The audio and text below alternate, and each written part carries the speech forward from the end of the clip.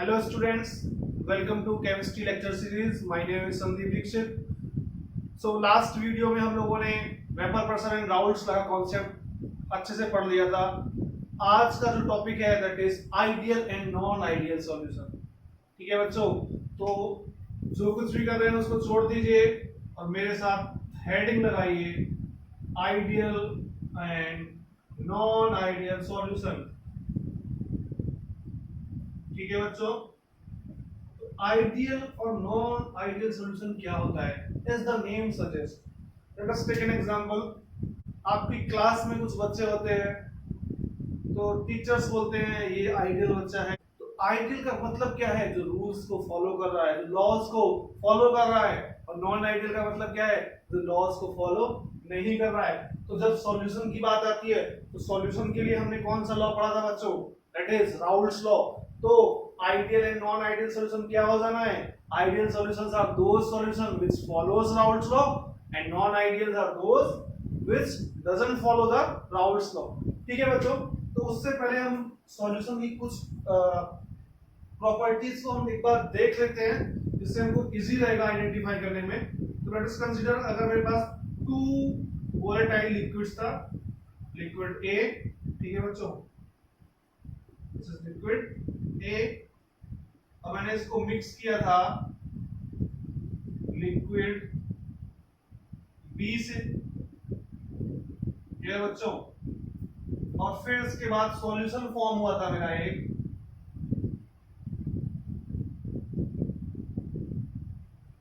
Solution that is A plus B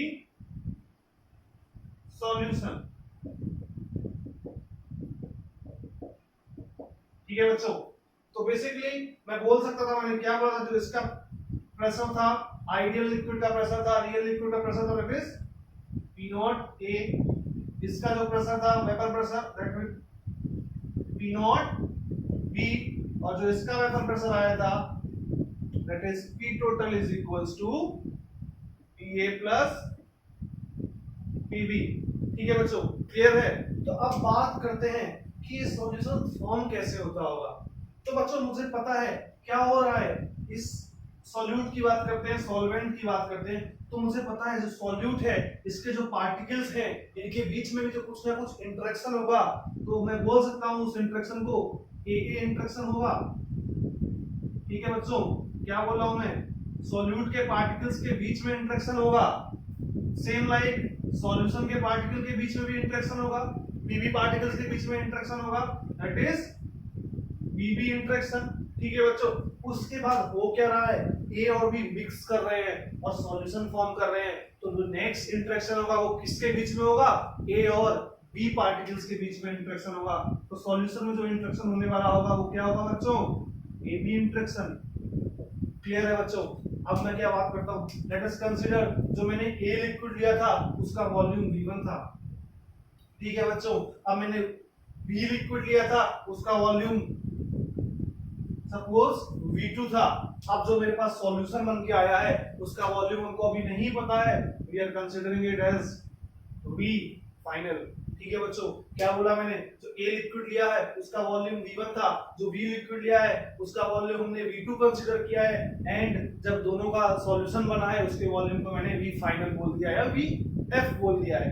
ठीक है बच्चों, तो अब मैं क्या बोल रहा हूं, जब ये सॉल्यूट एंड सॉल्वेंट मिक्स किए होंगे और क्या बना होगा सॉल्यूशन, तो उस टाइम पे मुझे पता है जो AA का इंटरेक्शन है उसको क्या हुआ होगा? ब्रेक किया गया होगा। क्यों बच्चों? क्योंकि A और B मिक्स होके एक नया सॉल्यूशन बना रहे हैं और उसमें इंटरेक्शन क्या हो रहा है बच्चों? A और B के बीच में। तो सबसे पहले क्या हुआ होगा? AA इंटरेक्शन और BB इंटरेक्शन क्या हुआ होगा? ब्रेक किया गया होगा। ठीक है बच्चों, दिस इंटरेक्शन क्या हुआ होगा? ब्रेक्स।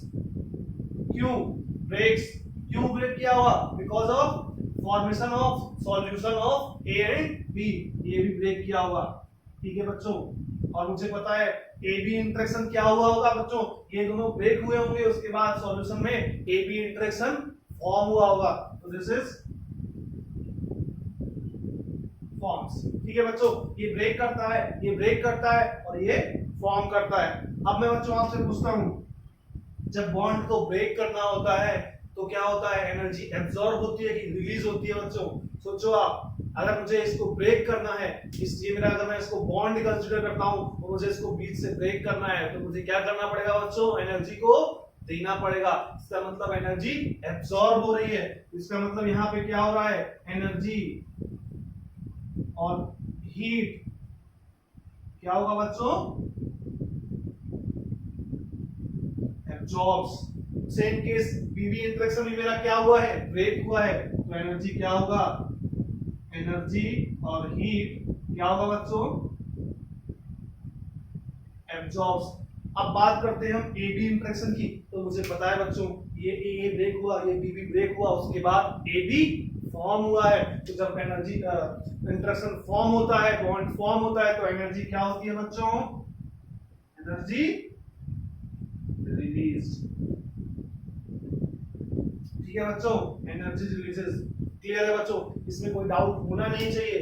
ठीक है बच्चों, अब कुछ टर्म्स को हम कंसीडर करते हैं। कुछ टर्म्स की अगर मैं बात करता हूं, सबसे पहले यहाँ पे इसको मुझे याद रख लेना है। सबसे पहला होता है change in volume. Change in volume in mixing. First term मैंने किया है, that is change in volume in mixing, that is represented by del V। तो बच्चों इसका मतलब क्या है? मैंने क्या बोला, पहले इसका वॉल्यूम V1 लिया था, इसका वॉल्यूम V2 लिया था, तो मैंने इन दोनों को मिक्स कर दिया, एक फाइनल वॉल्यूम बन गया है। तो हो सकता है कि जो फाइनल वॉल्यूम हो वो V1 V2 के इक्वल हो सकता है ये V1 V2 के इक्वल ना हो। ठीक है बच्चों, तो इस टाइम पे हम क्या करेंगे, तो डेल वी जो हम निकालते हैं कि वॉल्यूम कितना चेंज हुआ है आफ्टर मिक्सिंग, तो क्या बोलेंगे, final volume minus initial volume. तो क्या हो जाएगा बच्चों, V final minus V initial, और वी फाइनल तो वी फाइनल ही है, और वी इनिशियल मेरा क्या है बच्चों, वी इनिशियल क्या किया मैंने, ए लिया है, बी लिया है, उसका वॉल्यूम v1 था, इसका वॉल्यूम v2 था, तो वी इनिशियल मेरा क्या हो जाएगा बच्चों, v1 प्लस v2। ठीक है बच्चों, एक टर्म अगर कहीं पे भी डेल वी लिखा हो तो उसका मतलब क्या है, change in volume after mixing. ठीक है बच्चों, इसका मतलब क्या हो रहा है कि जो बाद में वॉल्यूम बना है और जो पहले हमने वॉल्यूम लिया था उसमें क्या डिफरेंस आया है, एक हमको ये फैक्टर देखना पड़ेगा to find out ideal and non ideal solution. और सेकेंड फैक्टर होता है बच्चों चेंज इन एंथैल्पी। ठीक है बच्चों, change in enthalpy in mixing. ठीक है बच्चों, तो एंथैल्पी कितना चेंज हुआ है, that is represented by del H is equals to H final minus H initial। ठीक है बच्चों, तो अब इसमें क्या होगा कि एंथैल्पी आफ्टर कितना था और बिफोर कितना था, तो उन दोनों का जो चेंज होगा that is known as enthalpy change after mixing. And third point बच्चों हमको बहुत इंपॉर्टेंट याद रखना है, force of attraction, forces of attraction between molecules। ठीक है बच्चों, हमको फिर थर्ड पॉइंट क्या याद रखना होगा कि जो ए के बीच में कौन सा इंटरेक्शन है, बी के बीच में कौन सा इंटरेक्शन है, और ए बी के बीच में कौन सा इंटरेक्शन है। ठीक है बच्चों, like a interaction, B interaction और ए बी इंटरेक्शन, और हम इसको क्या बोल सकते हैं, सॉल्यूट सॉल्यूट इंटरेक्शन। ठीक है बच्चों, ए का मतलब क्या है, सॉल्यूट सॉल्यूट। ठीक है बच्चों, बी का मतलब क्या है, solvent solvent interaction, solvent solvent interaction. ठीक है बच्चों, और ए बी का मतलब क्या है, सॉल्यूट सॉल्वेंट इंटरेक्शन। ठीक है बच्चों,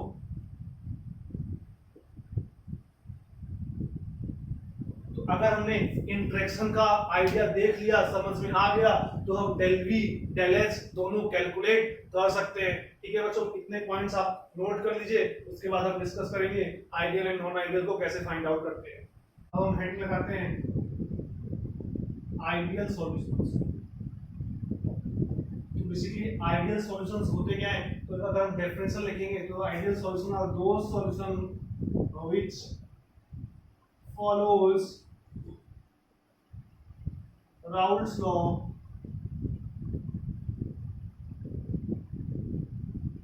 over a wide range of concentration and temperature. ठीक है बच्चों, तो बेसिकली फर्स्ट थिंग क्या है, अगर मुझे आइडियल सॉल्यूशन बोला गया है तो इसका मतलब क्या है, वो राउल्ट्स लॉ को फॉलो करेगा over a wide range of concentration and temperature. And second point क्या होता है बच्चों, डेल वी ऑफ मिक्सिंग, बोला था मैंने V final minus V initial, that will be zero, first phase. Second is del H of mixing is also zero। ठीक है बच्चों, del H of mixing is also zero। and third one is del S of mixing is always greater than zero। तो बच्चों del S of mixing मैंने वहां नहीं बताया था, हम यहाँ पे देख सकते हैं del S of mixing होता क्या है, एंट्रोपी चेंज। तो बच्चों हमें पता है एंट्रोपी चेंज हमेशा पॉजिटिव होने वाला है। इसका मतलब क्या है, जब हम सॉल्यूट और सॉल्वेंट के पार्टिकल्स को मिलाते हैं तो पार्टिकल्स सॉल्यूशन में क्या होते हैं, इंक्रीज कर जाते हैं। और जब पार्टिकल्स इंक्रीज कर गए हैं तो रैंडमनेस क्या होगा बच्चों, इंक्रीज कर जाएगा। और रैंडमनेस अगर इंक्रीज कर जाएगा तो final randomness is greater then initial randomness. तो del S of mixing क्या हो जाएगा बच्चों, greater than zero. And fourth one is del G is always negative। तो del G हमेशा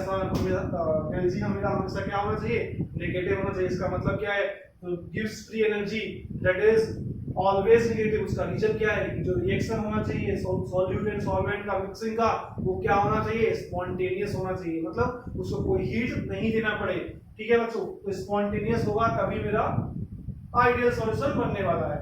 और अब इसकी बात आती है कि ऐसा कैसे हो जाता है कि हमेशा ideal solution del V of mixing zero, del H of mixing zero क्यों शो करता है। ठीक है बच्चों, तो अगर हम इसका रीजन देखेंगे तो इसका अगर हम रीजन देखते हैं बच्चों, पहले इससे पहले हम उसका वो डायग्राम ग्राफ बना लेते हैं। तो आइडियल सॉल्यूशन क्या होगा बच्चों, जो कि राउल्ट्स लॉ को फॉलो करेगा। ठीक है, तो राउल्ट्स लॉ को अगर हमको फॉलो कराना है तो क्या, अगर मैं यहाँ पे कॉन्सेंट्रेशन एंड वेपर प्रेशर बनाता हूं तो बेसिकली राउल्ट्स लॉ बोलता क्या है, P total is equals to, बोलो बच्चों, P not A into XA plus P not B into XB। ठीक है बच्चों, तो ये होना चाहिए P टोटल जो हमने किया है वेपर प्रेशर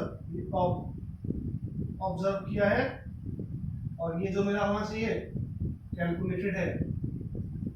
ठीक है बच्चों, तो कैलकुलेटेड ऑब्जर्व हमेशा क्या आना चाहिए, इक्वल आना चाहिए। इसके लिए फॉर आइडियल सॉल्यूशन के लिए, तो आइडियल सॉल्यूशन का हम ग्राफ बनाएंगे तो XA is equals to 1, जब XA is equals to 1 तो P नॉट A होगा, vapour pressure of A that is P not A। ठीक है बच्चों, if XB is equals to 1 यहाँ पे तो क्या होगा बच्चों, P नॉट B। और जब XA is equals to 1 होगा तो XB is equals to क्या होगा बच्चों, 0। and when XB is equals to 1 तो XA will be 0। तो ये बच्चों राउल्ट्स लॉ में हमने इस ग्राफ को देखा है। अगर आपको इसमें कोई डाउट हो तो आप प्रीवियस लेक्चर में जाइए और उसको देख लीजिए। तो A का क्या हो जाएगा, ये इस टाइप से आएगा और ये इस टाइप से आएगा। तो जो ये मेरा हो रहा है वो क्या है बच्चों, और ये जो आने वाला है मेरा P टोटल। ठीक है बच्चों, तो क्या हो रहा है, पहले PA ज्यादा था, अब PA धीरे धीरे धीरे धीरे मेरा क्या हो रहा है बच्चों, कम हो रहा है।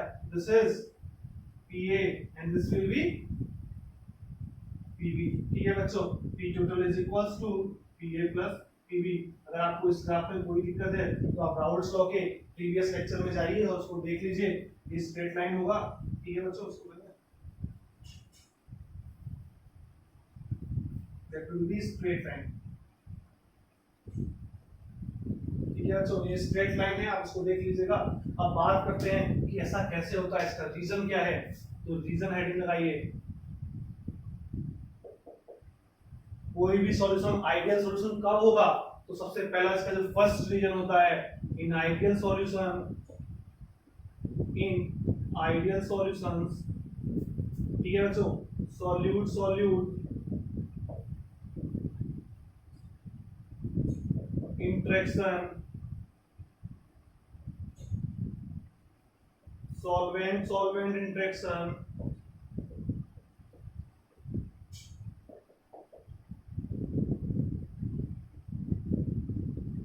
and solvent interaction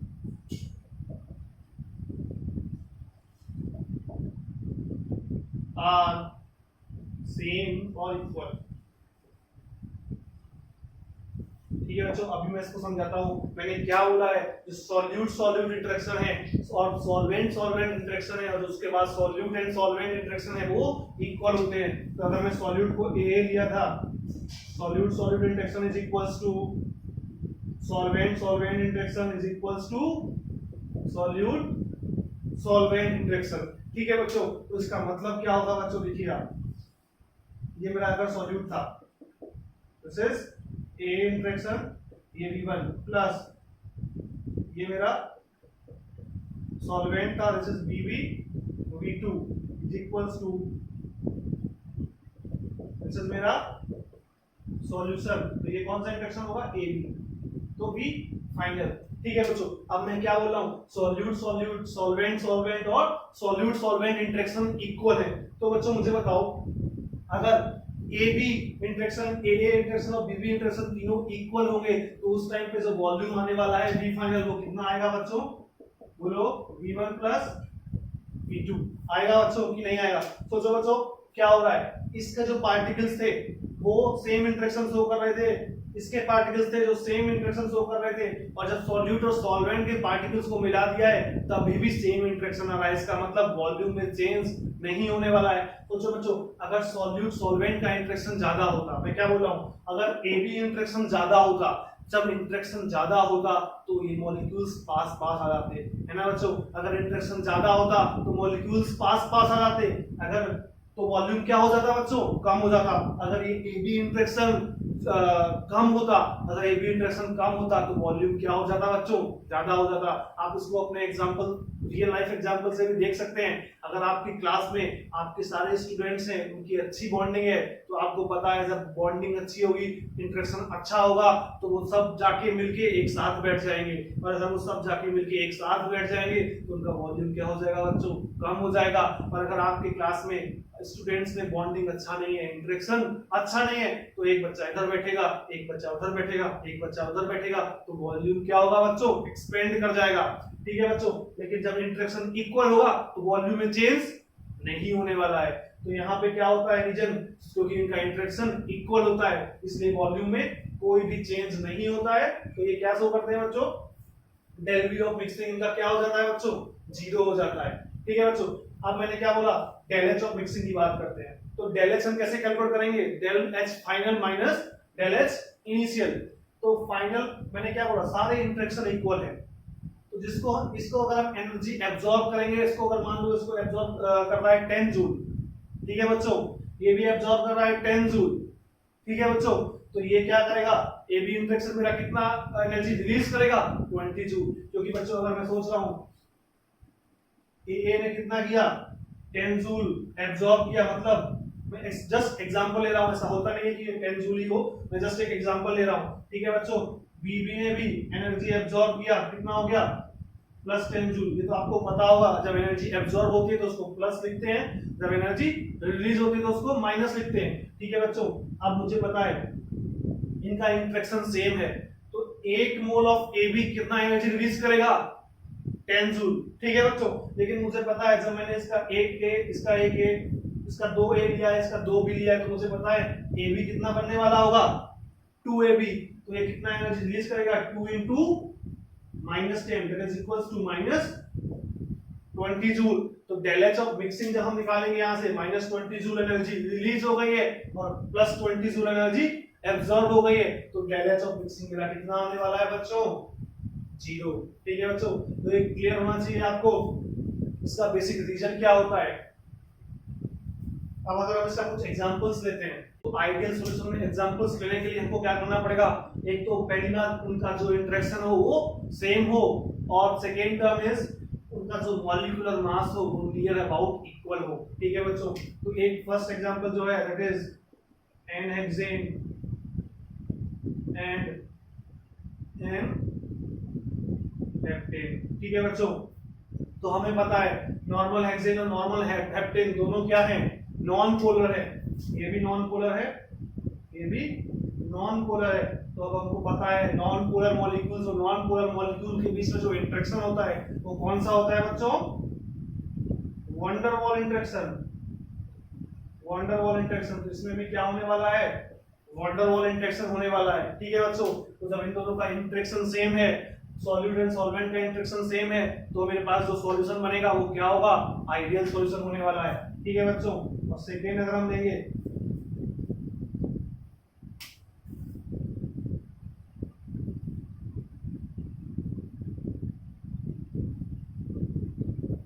ठीक है बच्चों, chlorobenzene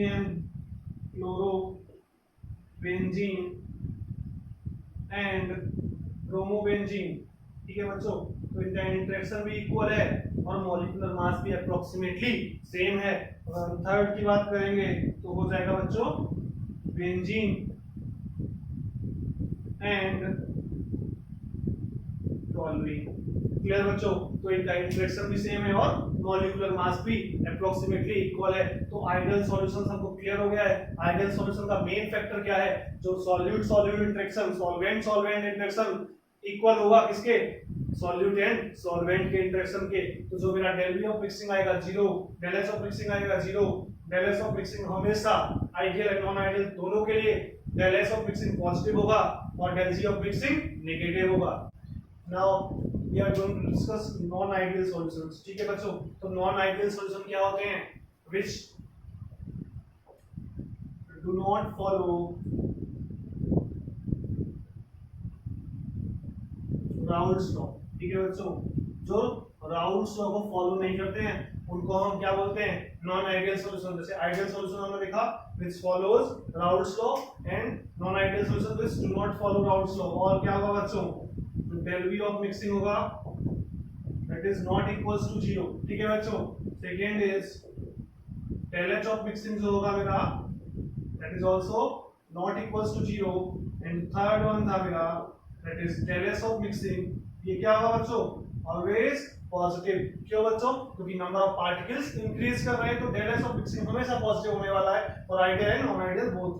and fourth one is del G that is gives free energy change is always negative because this is spontaneous reaction। ठीक है बच्चों, अब बात आती है कि इसका रीजन क्या होता है। इसका रीजन क्या होता है बच्चों, क्योंकि जो मेरा solute solute interaction, solvent solvent interaction is not equals to solute and solvent interaction. जब ये इक्वल नहीं होगा तो इसका मतलब क्या है, वॉल्यूम में कुछ ना कुछ चेंज आएगा, या तो वॉल्यूम कंप्रेस होगा या वॉल्यूम एक्सपेंड करेगा। तो डेल वी हमेशा नेगेटिव 0 नहीं आने वाला है। हो सकता है ये पॉजिटिव हो सकता है ये नेगेटिव हो। ठीक है बच्चों, तो बेसिकली नॉन आइडियल सॉल्यूशन का रीजन क्या होता है, because solute solute solvent solvent interaction is not equals to solute solvent interaction. ठीक है बच्चों, तो बेसिकली जो मेरे नॉन आइडियल सॉल्यूशंस हैं ये दो टाइप के हो सकते हैं। कैसे बच्चों, क्या मैंने बोला, del v of mixing, del h of mixing is not equals to 0, either it will be positive or it will be negative। तो बेसिकली तो दो टाइप के सॉल्यूशन मेरे पास बन के आ रहे हैं। तो फर्स्ट वन होता है सॉल्यूशंस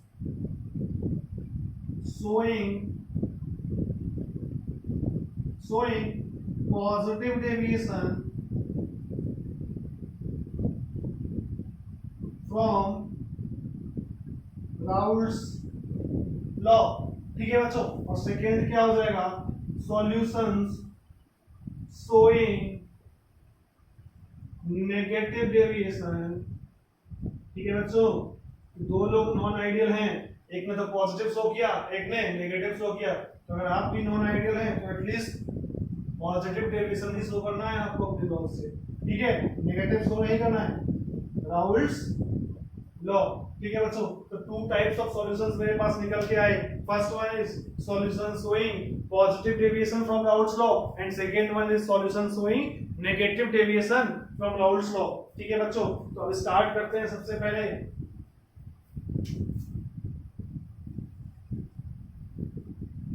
पहले हम स्टार्ट करते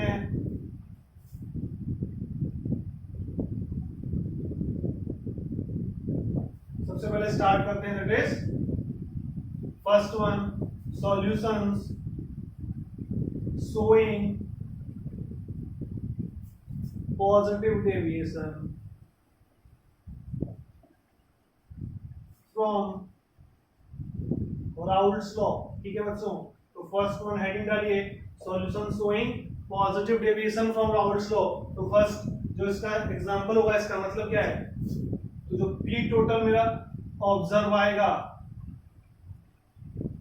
that will be greater than P total calculated. इसका मतलब क्या है, पॉजिटिव डेविएशन शो कर रहा है, इसका मतलब क्या है, जो हमने ऑब्जर्व किया है वो ज्यादा आ रहा है कैलकुलेटेड से। That means PT observe is greater than P total. Calculate कैसे करते हैं हम, P not A into X A plus P not B into X B. तो ये कंडीशन निकल के आ रही है। ठीक है बच्चों, और क्या हो सकता है, del v of mixing, second one del v of mixing is greater than 0, third one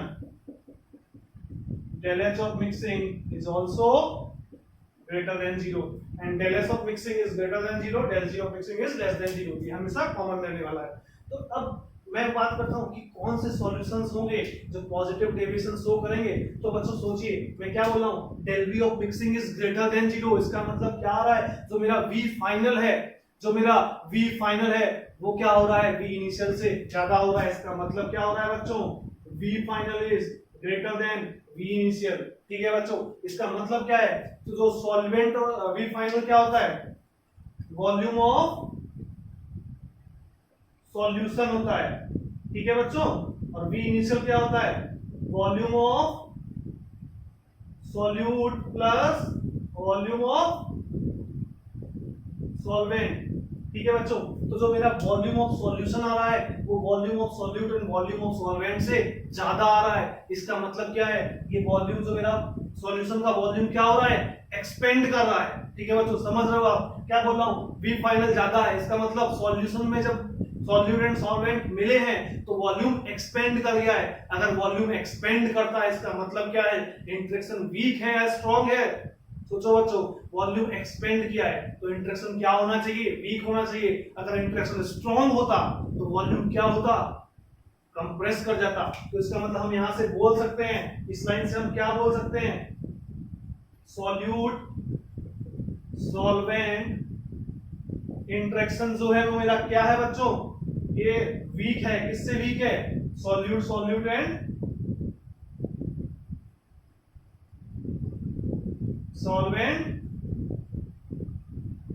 solvent interaction से। ठीक है बच्चों, इसका मतलब क्या निकल के आ गया कि solute solute solvent interaction is greater then solute solvent interaction. ठीक है बच्चों, इसको अच्छे से एक बार देख लो आप, this interaction is greater then solute and solvent interaction. जब ऐसा होगा तभी वॉल्यूम मेरा क्या होगा, एक्सपेंड करेगा। ठीक है बच्चों, तो अब हम क्या बोल सकते हैं, सोचो बच्चों, ये जो मेरा सॉल्यूट, अब हम del H मिक्सिंग की बात करते हैं। तो बच्चों मुझे पता है solute solute interaction and solvent interaction क्या है, मेरा ज्यादा है। तो जब ज्यादा है तो इसके लिए मुझे एनर्जी क्या होगा, एब्जॉर्ब करनी पड़ेगी, ज्यादा एनर्जी देनी पड़ेगी। क्यों देनी पड़ेगी, क्योंकि इनके मोल्स को हमको क्या करना है, इनके मॉलिक्यूल्स को हमको क्या करना है, ब्रेक करना है, इनके इंटरेक्शन को हमको ब्रेक करना है। तो इसको एनर्जी हमको क्या देनी, एनर्जी देनी पड़ती है। तो अब हमको पता है इनका इंटरेक्शन ज्यादा है तो एनर्जी हमको ज्यादा देनी पड़ेगी। तो जब एनर्जी ज्यादा देनी पड़ेगी, एनर्जी रिलीज कम होगी, तो पॉजिटिव एनर्जी क्या answer, del H of mixing क्या आएगा, हमेशा पॉजिटिव आएगा। नेगेटिव कब आता है, जब एनर्जी रिलीज होती है। यहाँ पे मैक्सिमम एनर्जी क्या हो रही है, एब्जॉर्ब हो रही है, इसलिए del H ऑफ मिक्सिंग मेरा क्या आ रहा है, पॉजिटिव आ रहा है। ठीक है बच्चों, क्लियर है। अगर हम इसका ग्राफ बनाते हैं, ठीक है बच्चों, तो फर्स्ट वन अगर हम यहाँ पे लिखते हैं x is equals to 1, that is P A. यहाँ पे X B is equal to 1, ठीक है। तो यहाँ पे X B is equal to क्या हो जाएगा 0, यहाँ पे एक्स इज इक्वल टू क्या हो जाएगा 0, ठीक है बच्चों।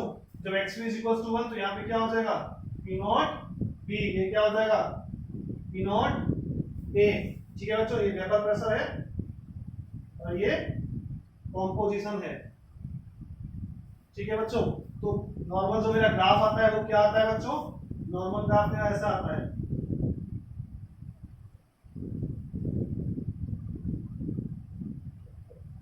ठीक है बच्चों।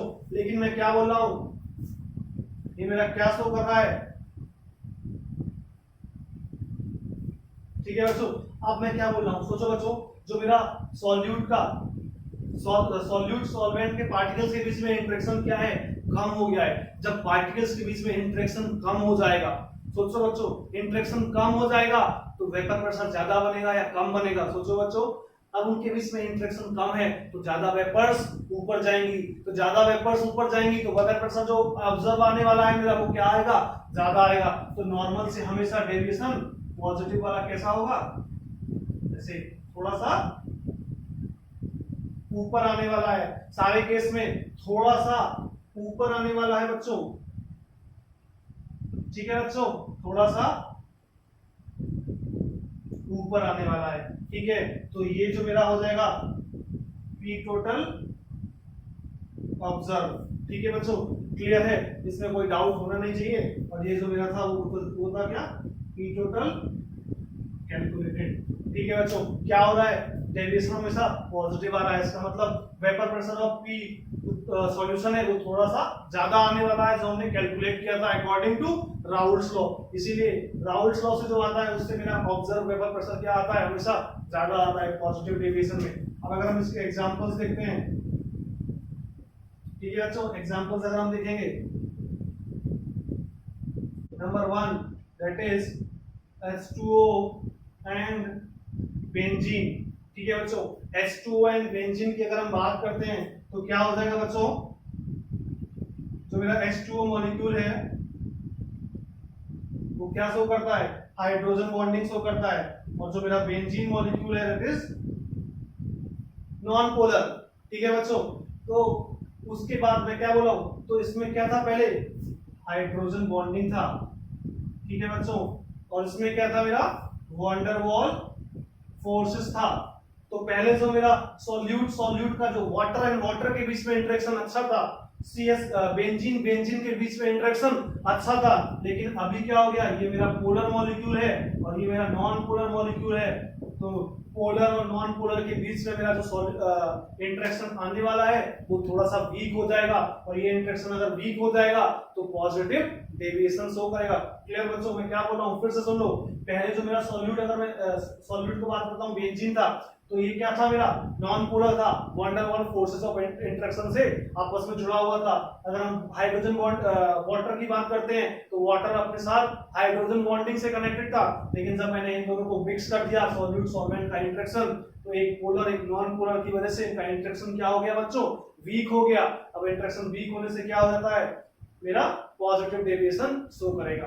अब हम स्टार्ट करते हैं सॉल्यूशन शोइंग नेगेटिव डेविएशन, ठीक है बच्चों, इसी में चेंज कर देता हूं, negative deviation from Raoult's law, ठीक है। तो नेगेटिव डेविएशन में क्या हो जाएगा बच्चों, P ऑब्जर्व जो मेरा होगा that will be less than P calculated, ठीक है बच्चों, that will be less than P calculated. और इस टाइम पे क्या हो जाएगा, डेल P ऑफ मिक्सिंग क्या हो जाएगा, लेस देन 0 हो जाएगा, नेगेटिव हो जाएगा। डेल H ऑफ मिक्सिंग क्या हो जाएगा, लेस देन 0 हो जाएगा। V इनिशियल क्या हो जाएगा, ग्रेटर देन 0 हो जाएगा, और ये ऐसा हो जाएगा, ठीक है बच्चों, क्लियर। अभी मैं इसको एक्सप्लेन कर दूंगा आपको। इस टाइम पे जो मेरा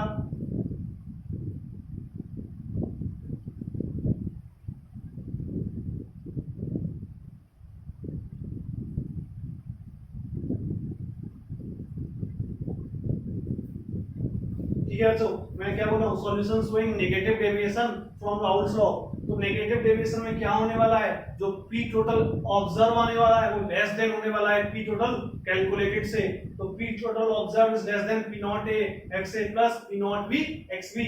और डेल बी ऑफ मिक्सिंग क्या हो जाएगा, लेस देन 0 हो जाएगा। क्यों बच्चों, del B of mixing less than 0 कैसे होगा, इसका मतलब जो मेरा वी फाइनल आ रहा है, जो मेरा वी फाइनल आ रहा है वो लेस देन होगा वी इनिशियल से, तभी मेरा डेल बी ऑफ मिक्सिंग क्या आएगा, नेगेटिव आएगा। इसका मतलब क्या होगा, volume of solute plus volume of solvent is greater then volume of solution. इसका मतलब वॉल्यूम ऑफ सॉल्यूशन कम हो गया है। अगर वॉल्यूम ऑफ सॉल्यूशन कम हो गया है, इसका मतलब सॉल्यूट एंड जब सॉल्वेंट मिक्स हुए तो मेरा वॉल्यूम कंप्रेस कर गया है। वॉल्यूम कंप्रेस करने का मतलब क्या हुआ बच्चों, सॉल्यूट एंड सॉल्वेंट का इंटरेक्शन स्ट्रांग होगा। सोचो बच्चों, अगर आपकी क्लास में बच्चों का इंटरेक्शन स्ट्रांग हो जाएगा तो उनका वॉल्यूम क्या हो जाएगा, कम हो जाएगा। क्यों, क्योंकि वो पास पास होके बैठ जाएंगे। इसीलिए सॉल्यूट सॉल्वेंट इंटरेक्शन ज्यादा होता है, solute solute and solvent solvent interaction से। तो सॉल्यूशन हमेशा मेरा क्या शो करेगा, नेगेटिव डेविएशन शो करेगा। ठीक है बच्चों, तो उस टाइम पे जो मेरा पी टोटल का ग्राफ आएगा वो नॉर्मल से थोड़ा सा नीचे आने वाला है। पीवी वाला भी नॉर्मल से थोड़ा नीचे आएगा एंड पीए भी नॉर्मल से थोड़ा नीचे आएगा। ठीक है बच्चों, इसमें कोई डाउट नहीं होना चाहिए। तो मेरा ये हो जाएगा पी टोटल ऑब्जर्व और ये हो जाएगा जो मेरा डॉट लाइन है that is P total calculated. ठीक है बच्चों, इसमें कोई डाउट नहीं होना चाहिए। फिर से आप देख लो, पी टोटल ऑब्जर्व है वो कम हो गया है। कैसे कम हो गया है, क्योंकि सॉल्यूशन में बीच में इंटरेक्शन अच्छा आ गया है। जब सॉल्यूशंस के बीच में इंटरेक्शन अच्छा आ गया है तो आप कितना भी हीट दो इतना इजीली वेपर्स फॉर्म नहीं होगा। तो वेपर्स कम फॉर्म होगा तो वेपर प्रेशर कम हो जाएगा। इसलिए vapour pressure of total P total कम हो गया है अकॉर्डिंग टू राउल्स लॉ जो था पी टोटल कैलकुलेटेड, उससे पी टोटल ऑब्जर्व कम हो गया है।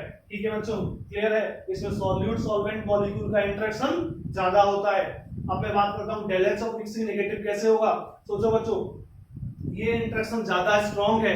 तो जब ये इंटरेक्शन ज्यादा स्ट्रांग है तो मतलब इस इंटरेक्शन में जो हीट रिलीज होने वाली है वो ज्यादा रिलीज होगी, एब्जॉर्ब कम होगी, रिलीज ज्यादा होगी। तो डेल एच ऑफ मिक्सिंग क्या आने वाला है, नेगेटिव, क्योंकि रिलीज एनर्जी हमेशा नेगेटिव होती है। ठीक है बच्चों, अब इसका अगर हम एग्जांपल लेते हैं तो उसका एक फेमस एग्जांपल है that is acetone and chloroform.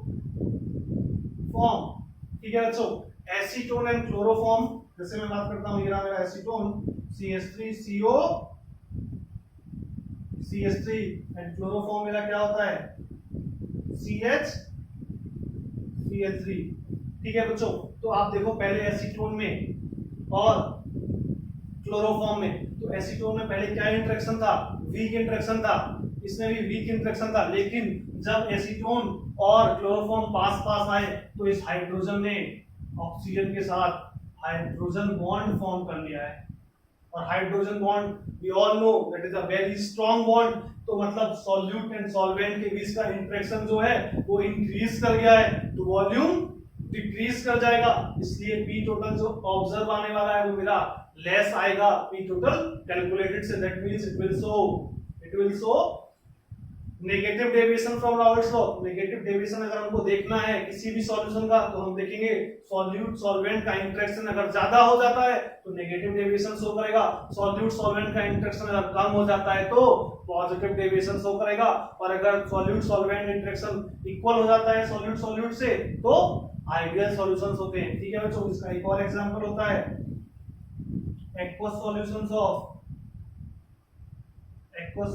of strong acids।